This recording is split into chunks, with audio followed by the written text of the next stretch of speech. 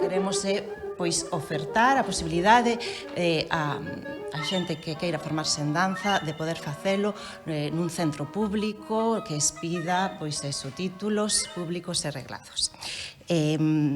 Estuvemos recollendo sinaturas e acadamos un apoio polo momento dunha cifra alrededor de 4.000 sinaturas. Vamos a seguir pois facendo a campaña para a recolla de sinaturas. Non é fácil estudar danza aquí en Galiza. Os alumnos que queren facer unha titulación reglada tienen que estar en Lugo ou, en todo caso, na Coruña, que hai un conservatorio que é da Diputación. E logo, se queren facer, por exemplo, estudos superiores, tienen que marchar fora.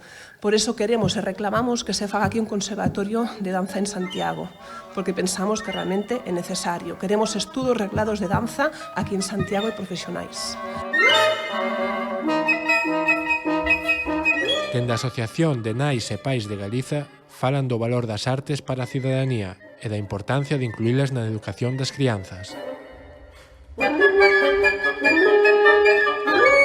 As artes son as grandes esquecidas no ensino público dende sempre.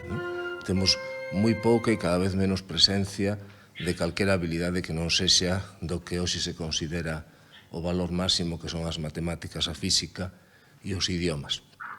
E non é que vayamos a establecer unha controversia, é que claramente as artes son o complemento idóneo para unha formación global da persoa.